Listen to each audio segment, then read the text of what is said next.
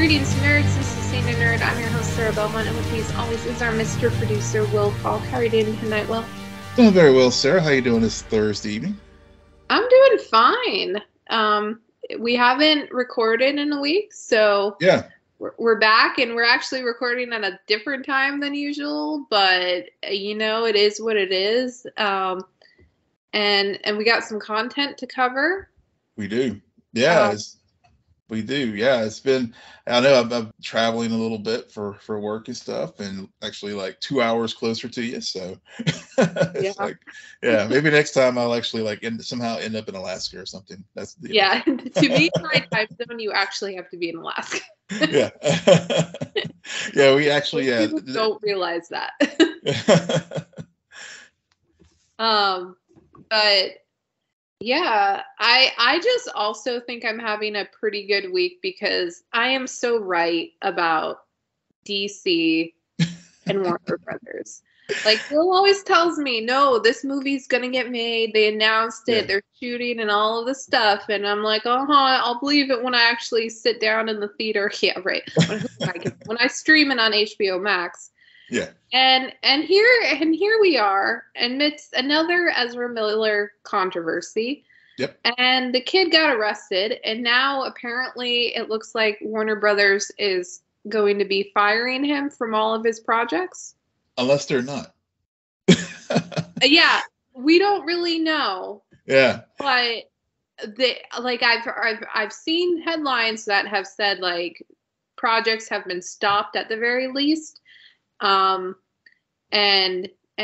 guys, come on. The Flash is never going to get made. Well, I think they actually wrapped. They did manage to wrap the film. I know, but then to actually put that out there. Yeah, the release star. Yeah, the release date will maybe get pushed to like 2027 or something like that.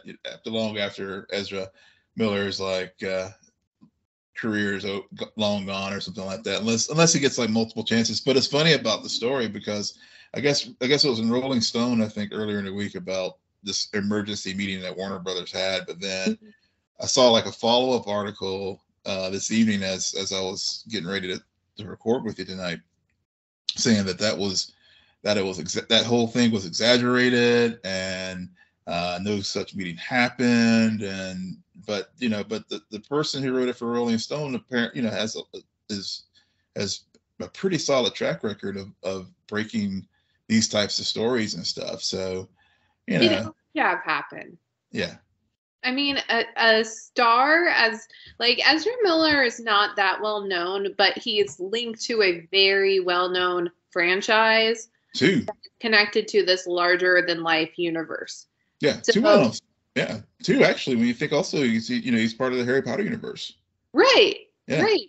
And I mean, the red flag was that whole weird choking incident that they managed to like sweep under the rug. And now this happened. And it's like, okay, so how many chances does Ezra get? And this is where I have to say again, Disney, they have been put under some harsh light for how they treated James Gunn, but they actually will remove people from situations. And Warner Brothers like has this weird way of going about it, and it's always like way after the fact. Yeah. So. Yeah.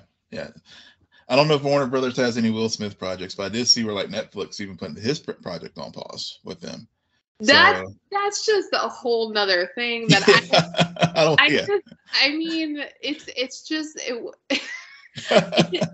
I had to work in the Oscars somehow. We didn't talk last week, so it's been well chronicled, but I figured it was in context. So yeah, I just can't. I still like I forget about it, and then somebody will bring it up, and I'll be like, "Oh yeah, that did happen. I didn't just like we didn't dream that." Right. It's still so bizarre. It is. Oh my God. It's crazy sometimes. I feel like the entertainment world, they almost know when the content has gotten boring. So then things like that or this arrest happen just so that we have stuff to talk about. Exactly. It's like, Oh, yeah, no. yeah. It's just like, yeah, it's like NFL free agency. It's just like, or you know, taking a sports analogy, it's like, yeah, it's like all season, so we're gonna create some shit to like keep you reeled in. Yeah, I don't know. Maybe that's Warner Brothers' whole plan is that 10 years from now they can do a whole series about this decade of the DC universe that tried and didn't really happen and did have it's so bizarre, Yeah. especially like, and we're going to talk about Moon Knight, of course, but just to have this go on amidst all of the MCU success, it's just crazy. It is, and especially given that, you know, DC really has put out some really, both on the television side and even now I would say on the film side with Batman and at least the first Wonder Woman and others, you know, Peacemaker and some other things. I mean, they're putting out some solid content, but Yeah. this kind of stuff, again, just overshadows it, and that somehow, even with like all the stuff with Letitia Wright with in Black Panther, you know, somehow the Marvel machine just can and doesn't have, you know, doesn't seem to be like headliner grabbing as this stuff with Ezra Miller, and Right. and so yeah, you're right. I mean, I think these kind of antics overshadow a lot of the good things that are going on in that universe right now. Yeah, and we've always said, I mean, the TV, they've managed while on the CW to for better and worse build a universe and have these characters and tell these stories, and they've expanded it to some, and something that, again, CW and their freaking breaks. I had no idea that we would get these shows back for like what, 2 weeks, and now they're Yeah. off again for a month. Yep, they won't be back until the end of the month. Yeah. It's just so annoying. However, I do have to ask, Yeah. just because I'm very curious about this. What are your thoughts on the reveal that Naomi's both of them are that her adopted parents are aliens? So, you know, this what little backstory I remember us talking about with the comic. It you know, it's playing out. It's playing out. I mean, you know, we talked about how in the past Greg was from Rand, and it seems that the relationship between Dee and Greg, at least to this point, hasn't been very, you know, not a lot of friction. But I mean, we did have that awkward dinner that they had early on, and maybe that was the foreshadowing of this reveal. This I guess this last week with them being aliens, and yeah, I mean, But it sounded as though both Dee and Zimbabwe were thrown off when Naomi said there are other aliens at this party. Mm-hmm. It is. So Yeah. I feel like I will be a bit caught off guard next week if it turns out Dee especially knew the entire time that both of the parents were also aliens. Yeah. It would throw. I think that's how they are I guess, adapting the story from the comic to the TV. That you know, Dee was there to, you know, to I guess watch after Naomi, but he may have been completely oblivious to the fact that her parents were here. Well, her adoptive parents were here. Were aliens. Yeah. Yeah. Yeah. And then, you know, and I guess with the Zimbabwe, I think he's the frenemy for this season, and I think Brutus is the I don't know if the general that was trying to hunt them down is masquerading as part of the military, or if there's another. I mean, because I think they only have about 2 or 3 more episodes left. Because I think it's only 13 episodes, so we're getting close to the end game with the first season. Yeah. Yeah, well, we should be, because this has gone on for a few episodes. And like, okay, guys, let's get some momentum going on here. Yeah, but I will say overall the show has gotten better as the season has progressed. I mean, I know there are a few bits that still are dragging, but and this, and they've given more things for the Scooby-Doo gang to do. But whether or not it'll be renewed or not, I don't know. I mean, upfronts will be coming up next month, so I guess we'll get it since then. But I think it's overall, it's overcome its very shaky start. Yeah. It is pretty amazing how I am more caught up on the Flash than you are. Yeah, I know. When I saw that on the rundown, I was like, oh shit, let me quickly do my homework. Now, just because I'm caught up, people, does not mean I understand or care about anything that happens on the show. But I've watched all of the episodes, and I just, this show, this needs to end. This needs to end soon. This is just getting tired, and it's sad.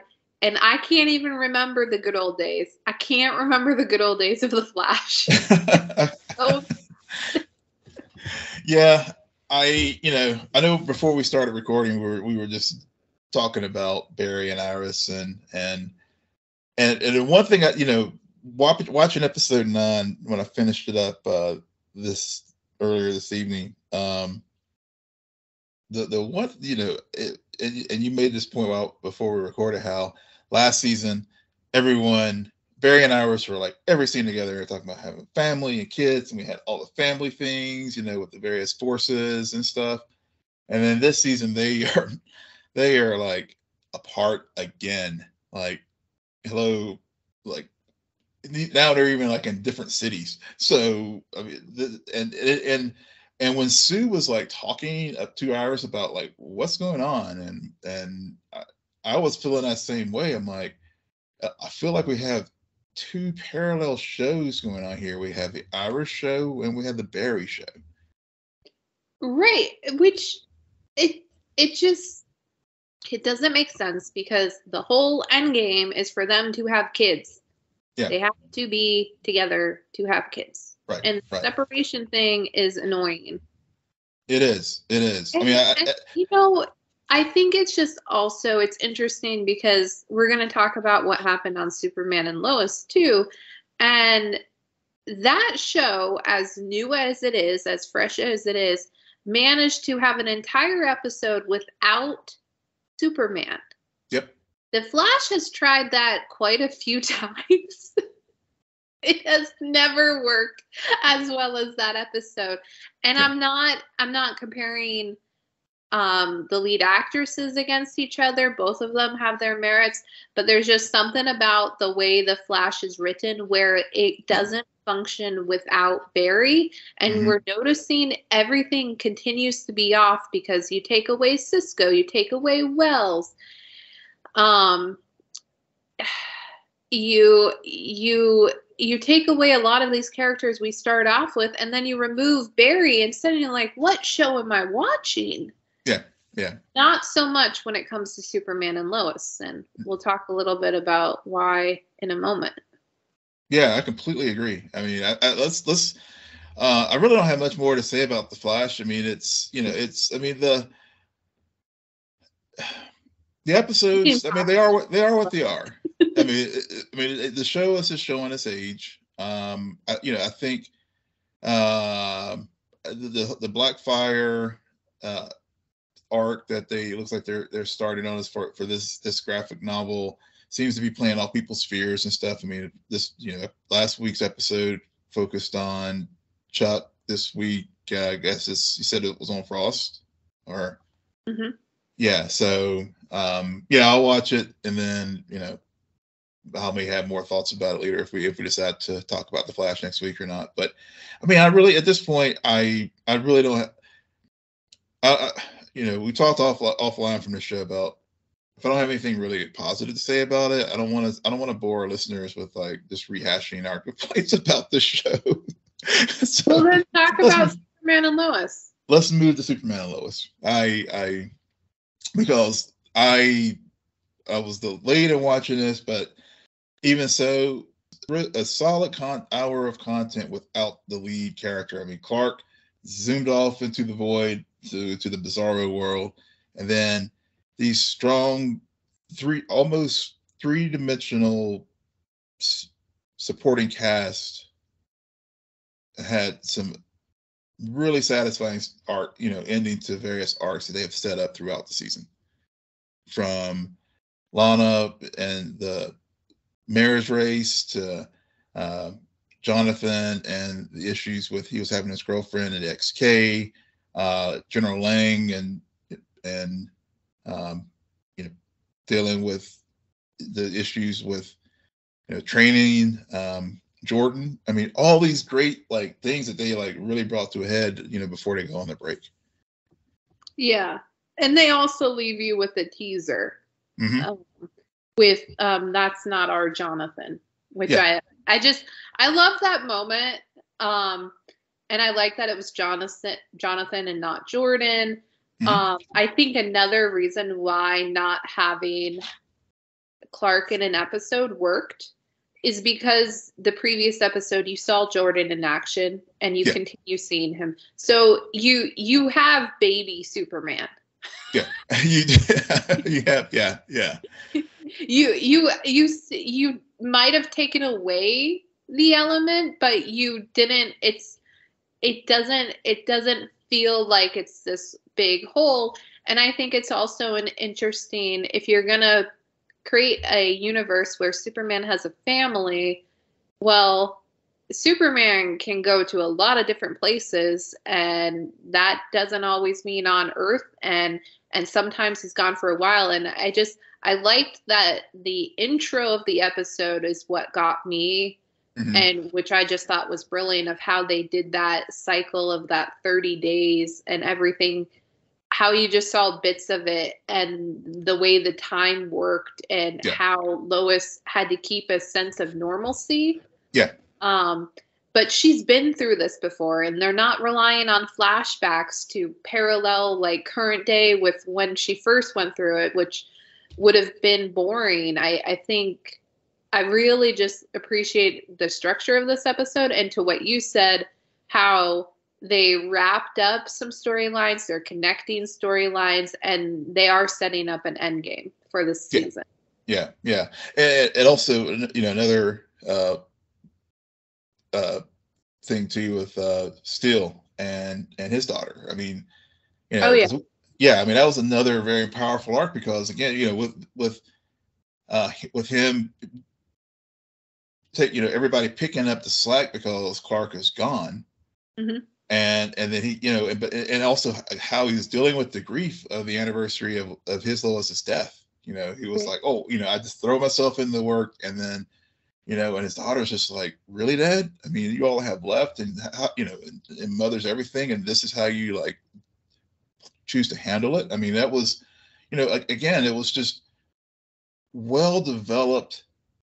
I mean, characters, and only in a season and a half that I feel invested in, and really want to see what happens with these stories.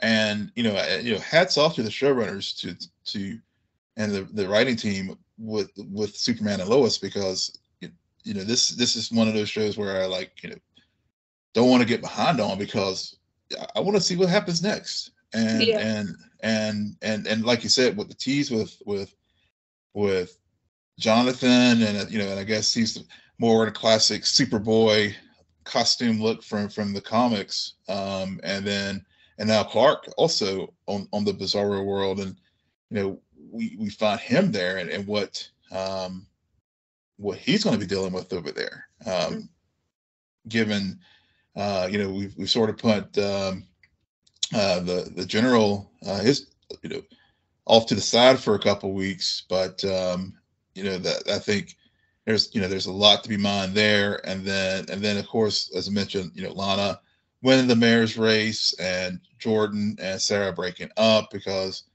she had and it's very interesting how Sarah has really to the aid of her dad, and getting past the hurt of Lana and Kyle's separation, and being there for him, especially after he was injured at that fire where Jordan rescued him.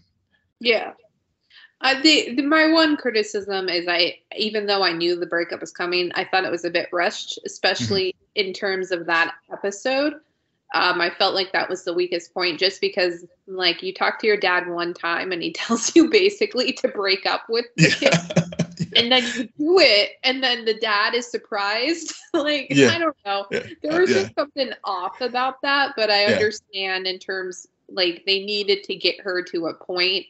And they couldn't have that drag out for too long. So and that's a good thing too. They did not drag it out unnecessarily long.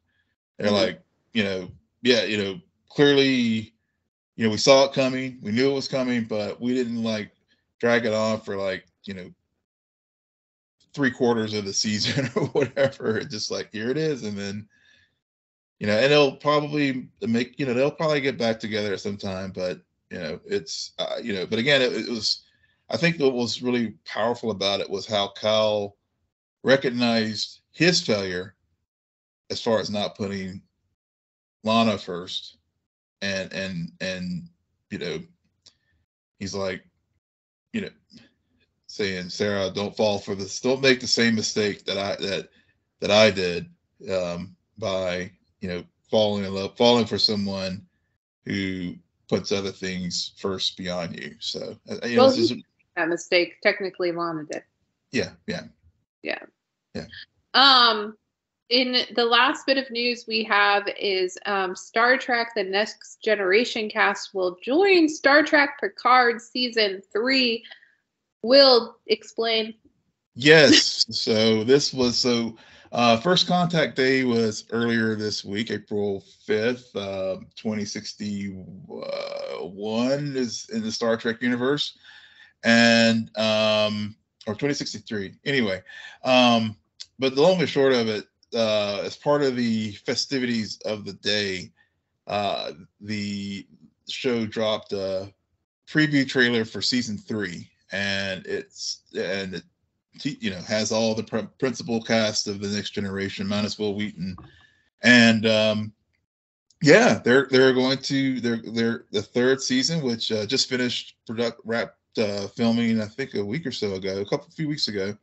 The primary cast of Next Generation is going to be in the 3rd season, and it's not going to be a cameo. They are going to play a very prominent part in the story. And the showrunner for Picard was talking about this, and many people feel, and include me in this as well, that the last feature film with the Next Generation cast, Star Trek Nemesis, was not the proper send-off that the crew needed. To be honest, it was a very, very underwhelming story, very for them, and it just was not a memorable way for them, for the original, the Next Generation crew to end their run. So this 3rd season is intended to give them the proper send off. And he also noted that there might be some other characters from other Star Trek shows set in the same time period of the Next Generation showing up in the 3rd season of Picard, which will be his final season as well. I was very pumped to see this news, and I think it's good to see the crew of the Next Generation get a proper send off. Yeah, I think it makes sense, especially if the 3rd season of Picard is going to be the last one. And I mean, the only other thing that would surprise me if maybe Stephen Strange showed up. Picard. No. Hey, stranger things happen. Stranger things, and you never know. You never know these days. Speaking about Picard. Yeah, we're in Los Angeles with them. Yeah, that's very. Yeah. Yeah. Yes. Speaking about Picard, I don't know what it is about this season. It's not grabbing me as much as the first season did. Oh, really? I don't know why, but I'm just finding that it's just even the Agnes stuff is starting to fall apart on me a little bit, where I really liked it a few episodes ago, and it's not completely bad. I did like the most recent episode where Rita was like basically in her mind and now is taking over, and maybe it's because, and again, we will talk about Moon Knight, but so watching Moon Knight and then seeing that, you're just like, okay, yeah, I've deja vu overdose. Yeah. But yeah, or but Doom it's Patrol. yeah, I don't know what it is, but there's just something where I'm not as invested. And then we have and I was telling you, I'm like, where is Soji? Like, it just boggles my mind that we spent an entire season where she, besides Picard, she's really the main character. And then she comes up and we meet her ancestor thing. And then I just have this moment of deja vu and I'm like, what is going on? Yeah. We get the Soong, and I know Adam Soong is like the latest Soong family member that we meet. And just like all his descendants, we I guess we see this forebear getting into genetic experiments, and thinking about that within the Star Trek timeline. I mean, this is around the time of the eugenics wars, which was very seminal point in the Star Trek universe. Consing was the primary, augment is what they later called them. And so I think this show is really building on the foundation of all of Star Trek, because we have Adam Soong here now, who is the great grandfather of the other Soong that we saw, who built the androids and who built Soji, who of course the Soongs love to copy prior versions of family members and stuff, because I mean Data is made in Nunia Soong's image, and who built him, and we had the Soong in Enterprise who also was engaged in genetics, and who raised some embryos that were left over from the late 20th century, early 21st century to augments. And so I think maybe for me as a Star Trek fan, invested in this universe, this season of Picard is like, wow, they're pulling all the threads together with this, and using Brent Spiner talents again, and the Soong lineage to show basically build a foundation for what we see in the future. And then as far as the other aspects of it, and we learn about Renee Picard, and Jean-Luc talked about her in the first episode of season 2, and the Europa mission, and we first introduced to her in the plaza there when Q was sitting there watching her reading a book, and then we get the episode last week where he is playing her therapist, and again monkeying with human history by trying to talk her out of the mission. And and to what end? Because I mean, is Picard is Q doing this to teach Picard another lesson, or is he just doing this because he's just monkeying around with time because he pulled them out, and he wants Earth to go to this dystopian place? I mean, Q's always got some kind of ulterior motive. when he's doing these things to Picard. So, I'm still haven't coalesced on, what exactly is his Q's game in all of this to take Picard through this. And then, and then of course all the stuff going on with Agnes and the Borg Queen. And we talked about something would happen what would force the hand that would cause Alice and the Borg Queen to fully merge. And of course, that was the poor constable who went on the Borg ship, and Agnes had to kill her to shoot her, even though, and then the Borg Queen scratched her, and now she's taken over. So it's these last two episodes, this week's and last week's, are I feel like they're sort of the bridge, to get us, because they were both very short. I think they were like under 40 minutes each. And so I feel like these were just kind of transitional episodes to sort of set up the back half of the season. I mean, they were very enjoyable, and and I think they had a lot of like Trek lore in them and stuff. But I think they're, we're just sort of, we wrapped up them with all the, arriving in the 21st century, and Rios being detained by ICE, and they close all those threads. So now they're going to open up these next threads in particular with Picard, like being trapped in himself, and with the flashbacks to his mom, and the pep talk he gave Renee. So yeah, we I think we're just sort of setting the tables for the end game for this season. Yeah. Everybody, I hope, is taking a drink every time we say they're setting up for the end game.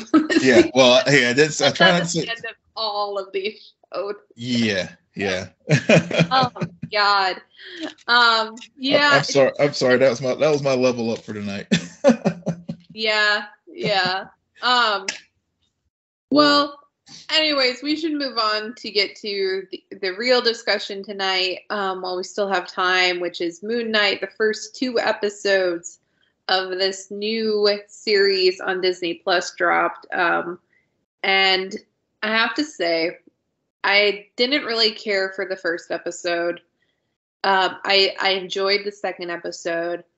This show would not work without Oscar Isaac. It just wouldn't. Like, he's Ethan Hawke is there, and I don't mind what he's doing. He's playing his role. His character hasn't necessarily grabbed me, but just like Oscar Isaac, yeah, this is like a one-man show. It's a 2-man show, but it's just you feel like you're just watching him talk to himself, and man, I wish there were more personalities, and maybe we will get some more personalities, but I find it's fascinating. I find not necessarily the superhero aspect of him, but more of the schizophrenic side of him, to be really interesting. And I like how the second episode, I was listening to some reviews, and everyone kind of walked away where you're just like, wait a second. So Steven technically isn't the main identity? It's really Mark, or have we met the main identity? We don't know. And you're kind of taken aback because you spent pretty much the first episode with Steven.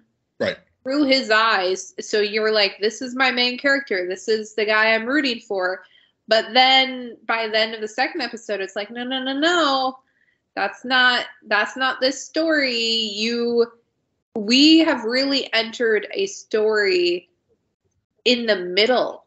And which the more I wrap my mind around that, the more interesting I find that to be, because we haven't really had that experience yet where we're introduced to a new character, but it's not necessarily their origin story, because that kind of has already happened, although we don't know how it happened yet. And we're getting these like bits and pieces along the way.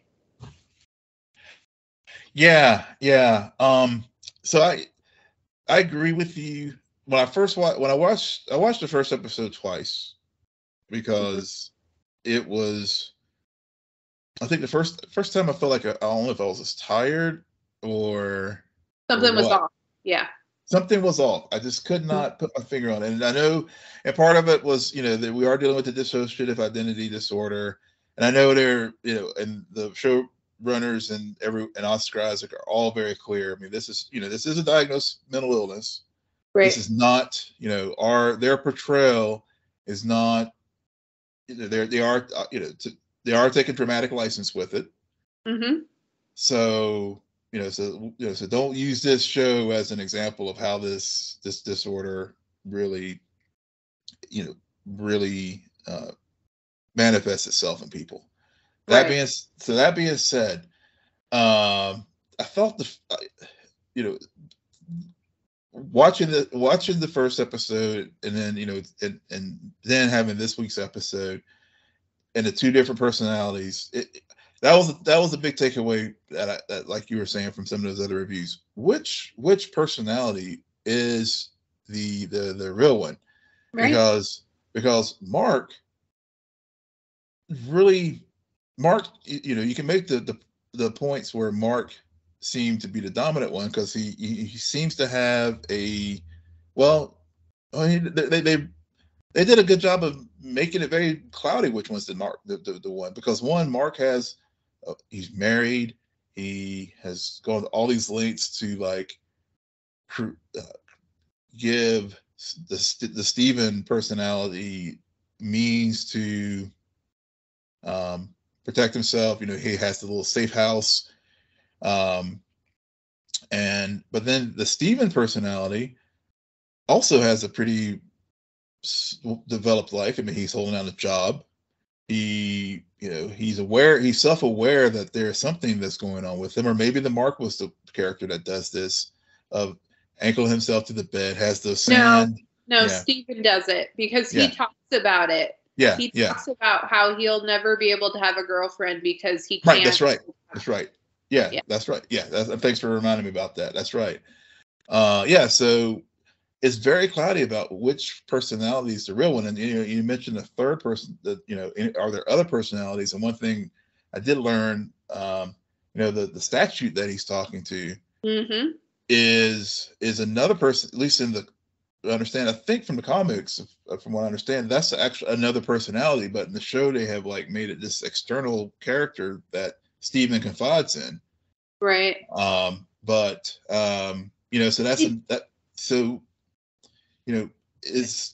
I mean, I guess that was Steven's mirror. I don't know, but it's just also interesting because I can't help but just go to Doom Patrol and Crazy Jane and think about, okay, so we've seen a character with this type of disorder who also has powers, and how they explained how that came to be. And so my mind with this show thinks, okay, so regardless if it's Mark, Steven, or someone we haven't met yet, I think it's the alt, the primary, the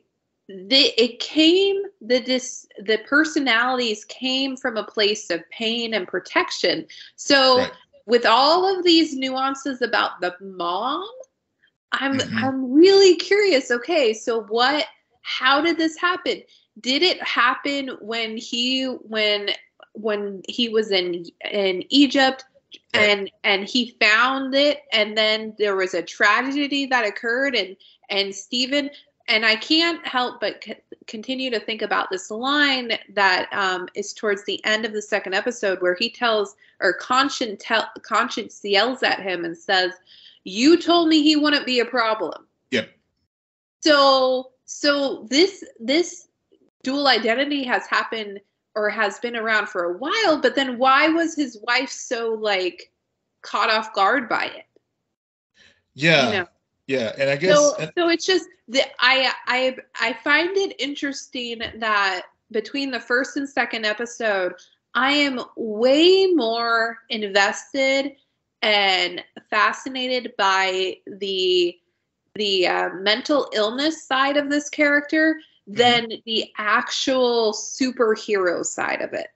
I'm 100% there with you, because that's what, because I know we were just messaging back and forth, and I think especially after the second episode, and we've gotten, we had the goldfish problem one, and then Summon the Suit was episode 2, and them using the exposition, using the you're right.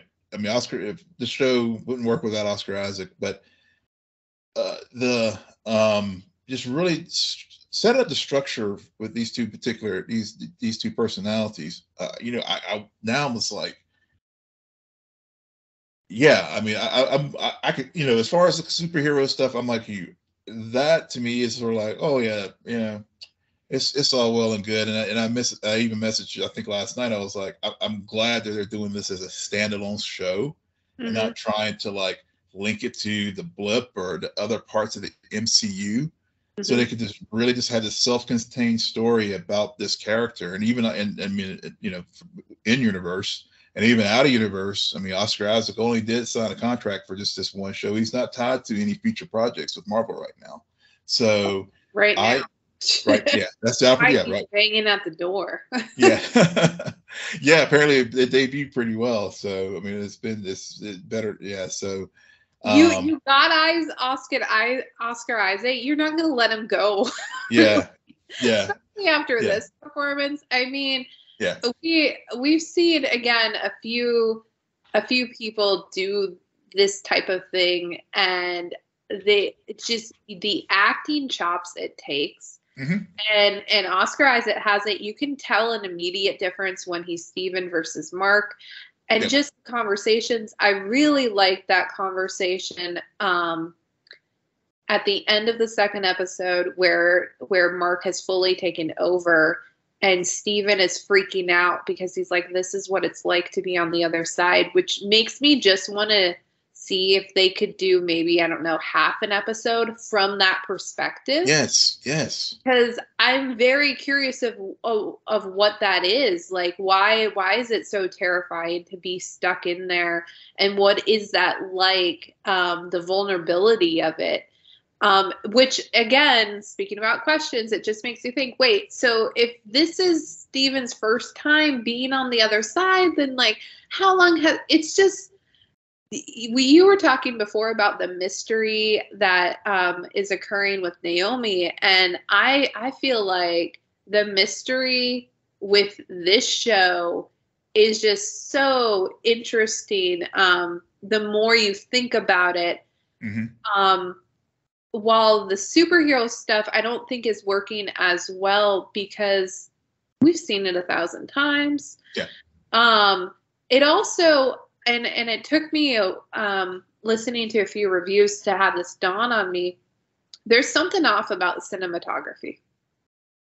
There's just something very cheesy and gimmicky, which again makes me just want to be like, what is Oscar Isaac doing?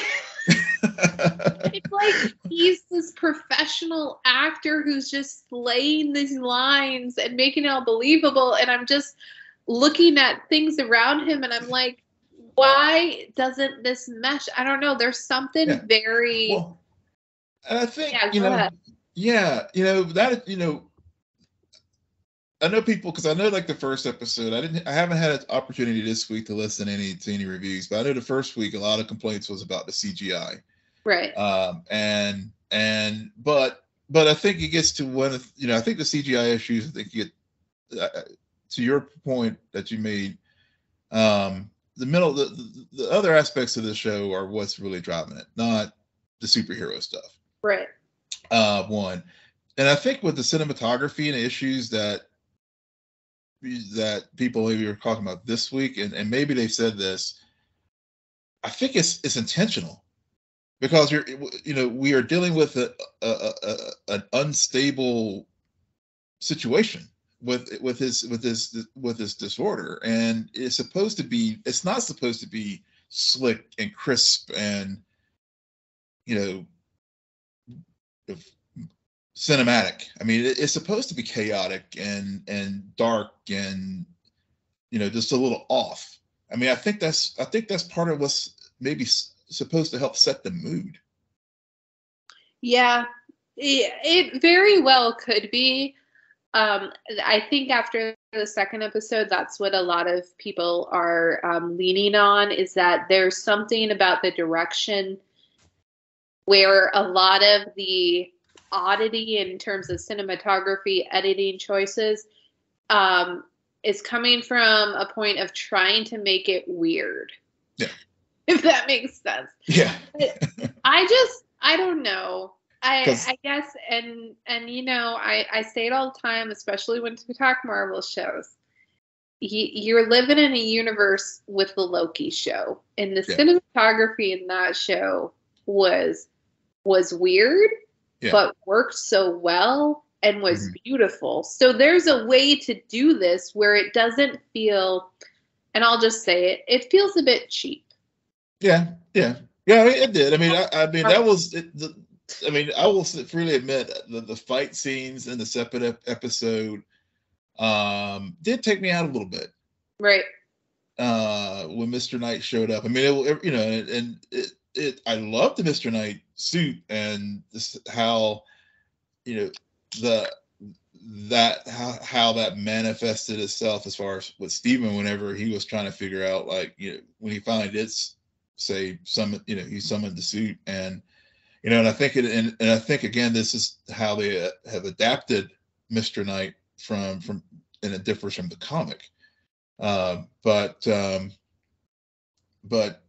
it did take me out, even more so than the CGI cars from the first episode, to be honest. Yeah, I usually, I'll freely admit this, I tend to like walk away during the fight scenes. I don't really, because I'm not here for the spectacle about these shows. Yeah. So I don't. I mean, I've given up on CGI and criticism. It's always my criticism, especially with this genre of TV and film. Yeah. But there's just something about this that I think it's cheap, and it's like it can be intentionally weird, but I feel like they are. It's just.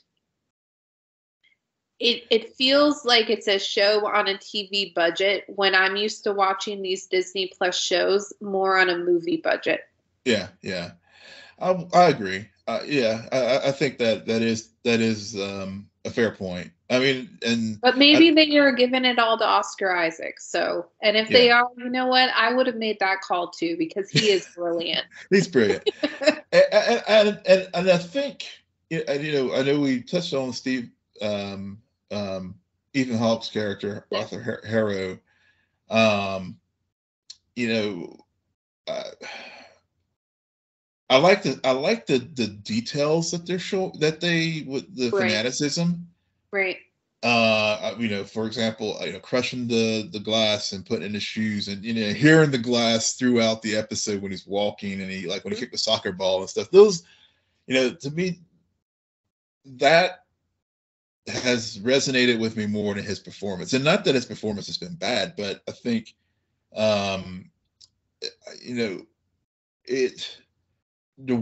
especially the way that they structured this thing, is almost like, who really is and I've seen this out there, and I'll repeat it as well. Who really is the bad guy in this thing? Is it Harrow? Is it, because and that was another thing about the conversation that Steven had with him in this episode with over summoning a meat, and so basically you're saying you are because Khonshu is a jerk. Yeah, they would kill baby Hitler. They would kill baby Hitler, and Khonshu, the way that God acts is like, well, he's a jerk and not very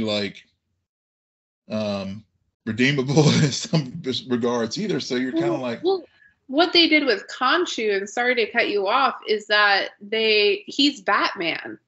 Yeah. He's vengeance. And Yeah. I'm sorry, why would you leave that in your script after the Batman just dropped?